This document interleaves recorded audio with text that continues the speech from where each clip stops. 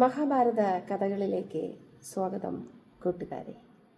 വിരാട രാജാവിൻ്റെ സന്നിധിയിലെത്തിയ പാണ്ഡവരുടെ അജ്ഞാതവാസകാലത്തെ പ്രവൃത്തികളെക്കുറിച്ച് ജനമേജയ മഹാരാജാവ് വൈശമ്പായന മഹർഷിയോട് ചോദിക്കുകയാണ്. വിരാട രാജാവിൻ്റെ മത്സ്യപുരിയിൽ പാണ്ഡവർ എത്തിയിട്ട് അങ്ങനെ 3 മാസം കഴിഞ്ഞു. 4-ാമത്തെ മാസം വിരാടപുരിയിൽ ബ്രഹ്മോത്സവം എന്ന ആഘോഷം നടക്കാൻ പോവുകയാണ്. നാടിൻ്റെ നാനാഭാഗത്തു നിന്നുമുള്ള മല്ലന്മാർ അവിടെ വന്ന് മല്ലയുദ്ധത്തിൽ പങ്കെടുക്കും. വിരാട മഹാരാജാവ് അക്കൂട്ടത്തിലെ മിടുക്കനായ ഒരു മല്ലനായിരുന്നു ജീമൂതൻ. ഈ ജീമൂതനോട് എതിരിടാൻ വേണ്ടി തൻ്റെ പാചകക്കാരനെ വല്ലവനെ, അതായത് ഭീമസേനനെ വിളിച്ചു വരുത്തി. ഭീമനും ജീമൂതൻ എന്ന മല്ലനും തമ്മിൽ ഘോരയുദ്ധം നടന്നു. ആർക്കും തോൽപ്പിക്കാൻ കഴിയാത്ത ജീമൂതൻ എന്ന മല്ലനെ വായുവിൽ എടുത്തുയർത്തി വട്ടം കറക്കി നിലത്തടിച്ച് ഭീമൻ കൊന്നു. അങ്ങനെ ഭീമൻ വിരാട മഹാരാജാവിൻ്റെ കണ്ണിലുണ്ണിയായി തീർന്നു. മല്ലന്മാരെ ഒന്നും യുദ്ധത്തിന് കിട്ടാതെ വരുന്ന സമയത്ത് ഭീമൻ ആനകളോടും സിംഹങ്ങളോടും എതിരിട്ട് കാലം കഴിച്ചുകൂട്ടി. രാജാവിനോടൊപ്പം ചൂതുകളി കളിച്ച് കുങ്കൻ എന്ന യുധിഷ്ഠിരൻ രാജാവിൻ്റെ പ്രീതി നേടിയപ്പോൾ അന്തഃപുര സ്ത്രീകളെ നൃത്തം പഠിപ്പിച്ചുകൊണ്ട് ബൃഹന്നള എന്ന അർജുനൻ പ്രീതി സമ്പാദിച്ചു. അതുപോലെ തന്നെ നകുല സഹദേവന്മാരും അവരവരുടെ തൊഴിലുകളിൽ മിടുക്ക് കാട്ടി രാജാവിൻ്റെ ഇഷ്ടം സമ്പാദിക്കുകയും ചെയ്തു. അജ്ഞാതവാസ കാലത്തിൻ്റെ 10 മാസങ്ങൾ കടന്നുപോയി. മത്സ്യപുരിയിൽ രാജപത്നിയായ സുദേഷ്ണയെ ശുശ്രൂഷിച്ചുകൊണ്ട് പാഞ്ചാലി കഴിഞ്ഞുകൂടി. കഷ്ടപ്പെട്ട അവളുടെ കൈകളിലെല്ലാം തഴമ്പ് വന്നു ചേർന്നു. അങ്ങനെയിരിക്കെ കൊട്ടാരത്തിലെ ശ്യാലനായ കീചകന് സൈരന്ധ്രിയിൽ കാമാവേശം ഉണ്ടായി. ദുഷ്ടനായ കീചകൻ രാജപത്നിയായ സുദേഷ്ണയോട് ചോദിച്ചു, സുന്ദരിയായ ഈ സൈരന്ധ്രി ആരാണ്? എനിക്കവളെ ഭാര്യയാക്കണമെന്ന് മോഹമുണ്ട്. എൻ്റെ എല്ലാവിധ സ്വത്തുക്കളും ഞാൻ അവൾക്ക് നൽകാം. ഞാൻ അവളുടെ ദാസനാകാം. ദേവകന്യകയെപ്പോലെ സുന്ദരിയായ ഇവളെ പ്രാപിക്കാൻ എനിക്ക് തിടുക്കമായി. ഞാൻ പാർക്കുന്ന ഗൃഹത്തിലേക്ക് അവളെ പറഞ്ഞയച്ചാലും. രാജപത്നി സൈരന്ധ്രിയോട് ഈ കാര്യം അറിയിച്ചു. അപ്പോൾ സൈരന്ധ്രി പറഞ്ഞു, എനിക്ക് ഗന്ധർവന്മാരായ 5 ഭർത്താക്കന്മാരാണ് ഉള്ളത്. അവരുടെ കയ്യിൽ ഞെരിഞ്ഞമരം മുമ്പ് കീചകന്റെ ഈ ഒരു ആഗ്രഹം ഉപേക്ഷിക്കാൻ പറഞ്ഞാൽ. കീചകൻ സൈരന്ധ്രിയോട് തൻ്റെ ആഗ്രഹങ്ങളെല്ലാം പറഞ്ഞപ്പോൾ തൻ്റെ ഗന്ധർവന്മാരായ ഭർത്താക്കന്മാരാൽ നീ വധിക്കപ്പെടാതെ ഇവിടെ നിന്നും പോകണമെന്ന് സൈരന്ധ്രി അറിയിച്ചു. നിരാശനായ കീചകൻ സുദേഷ്ണയുടെ അടുത്ത് ചെന്ന് തൻ്റെ ആഗ്രഹം പറഞ്ഞു. എങ്ങനെയെങ്കിലും സൈരന്ധ്രിയോട് എൻ്റെ ആഗ്രഹം രാജ്ഞി പറയണം, എന്നിട്ട് അവളെ അനുസരിപ്പിക്കണം. ഒരു നാൾ സൈരന്ധ്രിയോട് സുദേഷ്ണ കീചകന്റെ ഗൃഹത്തിൽ ചെന്ന് ഒരു പാനീയം എടുത്തുകൊണ്ടുവരാൻ പറഞ്ഞു. ഒരു സ്വർണ്ണപാത്രം കൊടുക്കുകയും ചെയ്തു. പോകാൻ വിസമ്മതിച്ച അവളോട് സുദേഷ്ണ ഇങ്ങനെ പറഞ്ഞു, അവൻ നിന്നെ ഉപദ്രവിക്കുകയൊന്നുമില്ല. ഞാനല്ലേ നിന്നെ പറഞ്ഞു വിടുന്നത്. നീ ധൈര്യമായി പോയിക്കൊള്ളൂ. ഇനി നിന്നെ അവൻ എന്തെങ്കിലും ചെയ്യാൻ വന്നാലും നിന്റെ ഗന്ധർവന്മാരായ ഭർത്താക്കന്മാരില്ലേ, പിന്നെ എന്തിനാണ് നീ പേടിക്കുന്നത്? അവർ അവനെ ശരിയാക്കിക്കൊള്ളും. അങ്ങനെ പാഞ്ചാലി, അതായത് സൈരന്ധ്രി, കീചകന്റെ ഗൃഹത്തിലേക്ക് പോവുകയാണ്. അവിടെ ചെന്നതും കീചകൻ അവളോട് ബലാത്കാരമായി തൻ്റെ ആഗ്രഹം പ്രകടിപ്പിക്കാൻ നോക്കി. ഒരു രക്ഷയുമില്ലാത്ത സൈരന്ധ്രി, ഭർത്താക്കന്മാരെല്ലാം വിരാട രാജധാനിയിലാണല്ലോ. ഭീമന്റെയോ അർജുനന്റെയോ ഒന്നും സഹായമില്ലാതെ അവൾ അവിടെ പതറി. ഉടനെ സൂര്യഭഗവാനെ മനസ്സാ സ്തുതിച്ചു. ഇതറിഞ്ഞ സൂര്യഭഗവാൻ അദൃശ്യനായ ഒരു കിങ്കരനെ പാഞ്ചാലിയുടെ സംരക്ഷണത്തിനായി പറഞ്ഞുവിട്ടു. കീചകൻ അവളെ ഉപദ്രവിച്ചപ്പോൾ വലിച്ചിഴച്ച് വിരാട സന്നിധിയിലേക്ക് കൊണ്ടുവന്നപ്പോൾ അവളെ തൊഴിച്ചപ്പോൾ സൂര്യൻ അയച്ച ആ കിങ്കരൻ കീചകനെ എടുത്ത് ഒരൊറ്റയേറ് വെച്ചു കൊടുത്തു. നിലംപതിച്ച കീചകൻ അവിടെ കിടന്ന് അന്തം വിട്ട് അത്ഭുതപ്പെട്ട് നിന്നുപോയി. ഇതെല്ലാം കണ്ട് പരിഭ്രമിച്ച് നിൽക്കുന്ന കീചകനോട് ദ്രൗപദി പറഞ്ഞു, സൈരന്ധ്രി പറഞ്ഞു, എൻ്റെ ഗന്ധർവനായ ഒരു ഭർത്താവാണ് നിന്നെ ഇങ്ങനെ ചെയ്തിട്ടുള്ളത്. ഇനിമേലിൽ നീ എന്നോടിങ്ങനെ പെരുമാറിയാൽ മറ്റുള്ളവരും മറ്റു 4 പേരും നിനക്കെതിരെ തിരിയും. അങ്ങനെ അവൾ കരഞ്ഞുകൊണ്ട് സുദേഷ്ണയുടെ അടുത്തേക്ക് വീണ്ടും പോവുകയാണ്. രാത്രിയായപ്പോൾ അവൾ അടുക്കളയിൽ ചെന്ന് വല്ലവനെ കണ്ടു. തൻ്റെ പ്രിയപ്പെട്ട പതിയായ ഭീമസേനനെ കണ്ടു. തൻ്റെ സങ്കടങ്ങളെല്ലാം ഉണർത്തിച്ചു. സൈരന്ധ്രി വേഷത്തിൽ കണ്ട എന്നോട് ആ ദുഷ്ടൻ അവൻ്റെ ഭാര്യയാകാനായിട്ടാണ് ക്ഷണിക്കുന്നത്. അങ്ങ് ഇതൊന്നും അറിയുന്നില്ലേ? ഞാൻ എത്രമാത്രം അപമാനിക്കപ്പെട്ടു. ജയദ്രഥൻ എന്നെ ഉപദ്രവിച്ചു, ദുശാസനൻ എന്നെ ഉപദ്രവിച്ചു. ഇതാ കീചകൻ അടുത്തതായി എന്നെ ഉപദ്രവിക്കാൻ ഒരുങ്ങുന്നു. വീരരായ 5 ഭർത്താക്കന്മാരുടെ ഭാര്യയായ ഞാൻ എന്തെല്ലാം കഷ്ടപ്പാടുകളിലൂടെയാണ് കടന്നു പോകുന്നത്. ഇനി പാചകശാലയിൽ ഭക്ഷണം തയ്യാറാക്കിയിട്ട് അങ്ങ് വിരാട മഹാരാജാവിൻ്റെ മുൻപിൽ സേവകനായി നിൽക്കുന്നല്ലോ. ദ്രൗപദി വിലപിക്കുകയാണ്.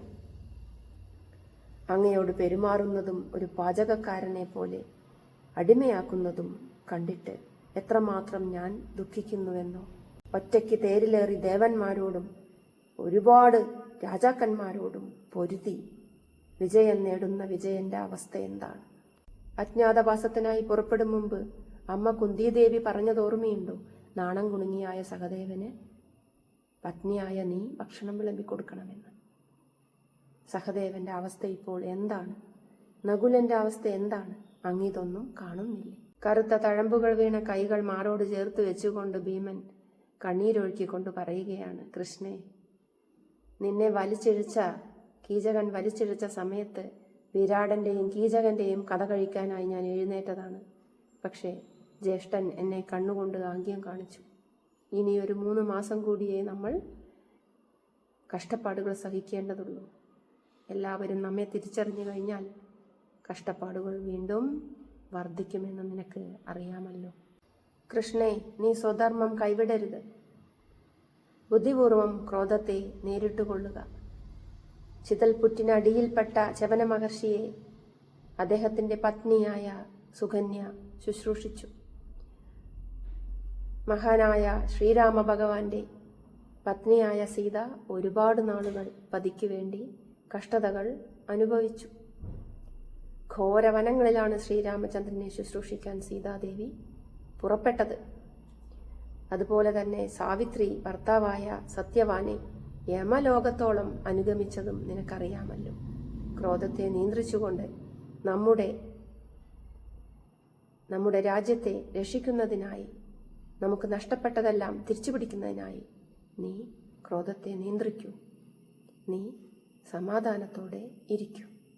ഇത് കേട്ട ദ്രൗപദി ഇങ്ങനെ പറഞ്ഞു, നാഥ, കഷ്ടപ്പാടുകൾ ഒരുപാടായപ്പോൾ അറിയാതെ കണ്ണു നിറഞ്ഞതാണ്. കീചകൻ എന്നെ ഇനിയും കീഴ്പ്പെടുത്തും മുമ്പ് എന്നെ രക്ഷിക്കൂ. അടുത്ത സൂര്യോദയത്തിന് മുമ്പ് കീചകൻ വധിക്കപ്പെടണം. ഇല്ലെങ്കിൽ ഞാൻ വിഷം കുടിച്ചു മരിക്കും. ഇത് കേട്ട ഭീമൻ അതിയായി ദുഃഖിച്ചു. ദ്രൗപദിയെ ഏറ്റവും കൂടുതൽ സ്നേഹിച്ചത് ഭീമസേനനാണല്ലോ. പാഞ്ചാലി ഭീമസേനന്റെ മാറിടത്തിൽ വീണ് വിമ്മി വിമ്മി കരയുകയാണ്. ഭീമൻ അവളെ പുണർന്ന് ആശ്വാസവാക്കുകൾ പറഞ്ഞുകൊണ്ട് കണ്ണീർ തുടച്ചു. എന്നിട്ട് പറഞ്ഞു, ഭദ്രേ, നീ പറയുന്നത് പോലെ ഞാൻ ചെയ്യാം. ഇന്ന് കീചകനെയും അയാളുടെ ബന്ധുക്കളെയും ഞാൻ വധിച്ചിരിക്കും. നീ ദുഃഖിക്കാതെ ഇന്ന് സന്ധ്യാനേരത്ത് അയാളുമായുള്ള സമാഗമത്തിന് സമ്മതം നൽകും. എന്നിട്ട് അയാളുടെ വീട്ടിലേക്ക് പോകും. പറഞ്ഞ പോലെ തന്നെ, ഭീമസേനൻ പറഞ്ഞ പോലെ തന്നെ രാജ്ഞിയുടെ അനുവാദത്തോടെ കീചകന്റെ അടുത്തേക്ക് പോവുകയാണ് ദ്രൗപദി. സൈരന്ധ്രിയെ കണ്ട കീചകന് അതിയായ സന്തോഷമുണ്ടായി. ഹേ സൈരന്ധ്രി, മഹാനായ രാജാവാണ് വിരാടൻ. അദ്ദേഹത്തിന്റെ മുന്നിലിട്ടാണ് ഞാൻ നിന്നെ ചവിട്ടിയത്. രാജാവ് എന്തെങ്കിലും മിണ്ടിയോ? ഒന്നും മിണ്ടിയില്ല. അതിന്റെ അർത്ഥം എന്താണ്? എൻ്റെ വിലയാണത്. രാജാവിനേക്കാൾ വിലയാണ് ശ്യാലനായ എനിക്കുള്ളത്. ഞാൻ പറഞ്ഞാൽ രാജാവിനെ അനുസരിക്കേണ്ടി വരും. അതുകൊണ്ട് നീ എന്നെ സ്വീകരിക്കാൻ തയ്യാറായതിൽ ഞാൻ അതിയായി സന്തോഷിക്കുന്നു. അപ്പോൾ സൈരന്ധ്രി പറഞ്ഞു, അല്ലയോ കീചക, ഞാൻ നിങ്ങളുടെ ഗൃഹത്തിലേക്ക് ഇന്ന് രാത്രി എത്തിക്കൊള്ളാം. പക്ഷെ ആരും അറിയരുത്. ഓ, അങ്ങനെ ആയിക്കോട്ടെ. നീ ഇന്ന് രാത്രി വന്നുകൊള്ളൂ, ഞാൻ നിന്നെ സ്വീകരിക്കാം. സൈരന്ധ്രി ഇങ്ങനെ പറഞ്ഞു. നൃത്തശാലയിലേക്കാണ് അങ്ങ് വരേണ്ടത്. ഞാൻ അവിടെ അണിഞ്ഞൊരുങ്ങി കിടന്നുകൊള്ളാം. ആരും അറിയാതെ നൃത്തശാലയിലേക്ക് വന്നുകൊള്ളൂ. കീചകന് സന്തോഷമായി. രാത്രിയായി. കീചകൻ അണിഞ്ഞൊരുങ്ങി സുഗന്ധദ്രവ്യങ്ങൾ പൂശിക്കൊണ്ട് ദ്രൗപദിയെ പ്രാപിക്കാനായി നടന്നെടുത്തു. ദ്രൗപദിയെ പോലെ വേഷമൊക്കെ അണിഞ്ഞ് കട്ടിലിൽ കിടന്നുറങ്ങുകയാണ് ഭീമസേനൻ. സൈരന്ധ്രിയാണെന്ന് തെറ്റിദ്ധരിച്ച് കീചകൻ ഭീമനെ പ്രാപിക്കാനായി കട്ടിലിൽ ഇരുന്നു. അപ്പോൾ തന്നെ ഭീമസേനൻ ചാടി എഴുന്നേറ്റു. വേഷം മാറിയ ഭീമനെ കണ്ട് കീചകൻ അത്ഭുതപ്പെട്ടുപോയി. ഇത് സൈരന്ധ്രി അല്ലല്ലോ, ഭീമാകാരനായ ഒരു ഗന്ധർവൻ തന്നെ. ഇത് അവളുടെ ഭർത്താവായിരിക്കും. പേടിച്ചിരണ്ട കീചകൻ ഭീമനെ മുഷ്ടി ചുരുട്ടി അടിച്ചു. ഭീമസേനൻ ആക്രോശിച്ചുകൊണ്ട് പറഞ്ഞു, എടാ, നിന്റെ സഹോദരിയെ പോലെ കാണേണ്ട സൈരന്ധ്രിയെ നീ അപമാനിച്ചു. ഇതിനുള്ള ശിക്ഷ നിനക്ക് ഇപ്പോൾ തന്നെ കിട്ടണം. ഇനി മുതൽ കൊട്ടാരത്തിൽ ആരും നിന്നെ ഭയന്ന് ജീവിക്കാൻ പാടില്ല. അതുകൊണ്ട് നിനക്കുള്ള ശിക്ഷ ഞാൻ ഇപ്പോൾ തന്നെ തന്നേക്കാം. ക്രോധം മൂത്ത ഭീമൻ കീചകന്റെ അവയവങ്ങളെയെല്ലാം ഒടിച്ച് ചുരുട്ടി ഗോളാകൃതിയിലാക്കി കഴുത്ത് ഞെരിച്ച് പാഞ്ചാലിയുടെ മുന്നിലിട്ടു. എന്നിട്ട് പറഞ്ഞു, ഹേ പാഞ്ചാലി, ഈ കാമഭ്രാന്തന്റെ ഗതി എന്താണെന്ന് ഒന്ന് നോക്കൂ. ദ്രൗപദിയെ സന്തുഷ്ടയാക്കിയിട്ട് വല്ലഭൻ എന്ന ഭീമൻ പാചകപുരയിലേക്ക് ഒരു കുശലമില്ലാതെ നടന്നുപോയി. അഭിമാനം കൊണ്ട പാഞ്ചാലിയുടെ കണ്ണീരെല്ലാം അപ്രത്യക്ഷമായി. എല്ലാവരോടും അവൾ പറഞ്ഞു, എന്റെ ഭർത്താവായ ഗന്ധർവൻ വന്ന് ഇതാ എന്നെ അപമാനിച്ച കീചകനെ കൊന്നിരിക്കുന്നു. കുറച്ചു പേർക്കൊക്കെ സന്തോഷമായി. പക്ഷേ കുറെ ആളുകൾക്ക് സങ്കടമായി. ഇവളാണ് കീചകന്റെ വധത്തിന് കാരണം. അതുകൊണ്ട് ഇവളെയും ചേർത്ത് വേണം കീചകന്റെ ശവം ദഹിപ്പിക്കാൻ. അങ്ങനെ കുറെ ഉപകീചകന്മാർ പ്രത്യക്ഷപ്പെട്ട് പാഞ്ചാലിയെ പിടിച്ചു കെട്ടി കീചകനോടൊപ്പം ശ്മശാനത്തിലേക്ക് കൊണ്ടുപോകാൻ പറഞ്ഞു. കീചകന്റെ ശവത്തിനൊപ്പം ഇവളെയും കെട്ടി അഗ്നിക്കിരയാക്കാൻ രാജാവും കൂട്ടുനിന്നു. ഇതറിഞ്ഞ ഭീമൻ, അദൃശ്യനായി നടന്ന ഭീമൻ ശ്മശാനത്തിലേക്ക് പുറപ്പെട്ടു. തന്റെ പത്നിയെ അവർ പിടിക്കുന്നത് കണ്ട് എല്ലാ ഉപകീചകന്മാരുടെയും കഥ നിമിഷ നേരം കൊണ്ട് കഴിച്ചു. പ്രജകൾക്കൊപ്പം രാജാവും രാജ്ഞിയും കൂടെ ഇതൊക്കെ കണ്ട് ഭയന്നു. ഇവളുടെ ഭർത്താക്കന്മാർ ചില്ലറക്കാരല്ല. ഇതാ എത്ര പേരെയാണ് കൊന്നിരിക്കുന്നത്. എല്ലാവരെയും ഒരുമിച്ച് ദഹിപ്പിക്കാൻ രാജാവ് ഉത്തരവിട്ടു. സൈരന്ധ്രിയെ ഇനി ആരും ഉപദ്രവിക്കരുത്. ഉപദ്രവിച്ചാൽ ഗന്ധർവന്മാരുടെ നിന്ന് നമുക്ക് ശിക്ഷ കിട്ടും. സുദേഷ്ണ എല്ലാവരോടും പറഞ്ഞു നടന്നു. സുദേഷ്ണയോടും വിരാട മഹാരാജാവിനോടും സൈരന്ധ്രി പറഞ്ഞു, 13 ദിവസം കൂടി കഴിഞ്ഞാൽ ഞാൻ ഇവിടുന്ന് പോയിക്കൊള്ളാം. അതുവരെ അങ്ങ് ക്ഷമിക്കണം. എൻ്റെ ഭർത്താക്കന്മാർ ആരെയും ഒന്നും ചെയ്യാത്തവരാണ്. പക്ഷേ എന്നെ അപമാനിച്ചാൽ അവർ മിണ്ടാതിരിക്കുകയില്ല. അതിനുള്ള അവസരം നിങ്ങൾ ഒരുക്കിയിട്ടല്ലേ. ഒരു 13 ദിവസം കൂടി അങ്ങ് ക്ഷമിക്കണം. ഞാനിവിടുന്ന് പോയിക്കൊള്ളാം. മഹാഭാരത കഥകൾ കേൾക്കുന്നതും പറയുന്നതും പുണ്യമത്രേ. കഥ ഇഷ്ടപ്പെടുന്നുണ്ടെങ്കിൽ ചാനൽ ലൈക്ക് ചെയ്യൂ, ഷെയർ ചെയ്യൂ, കമൻറ്റ് ചെയ്യാനും മറക്കരുത്. അടുത്ത ഭാഗത്ത് കാണാം.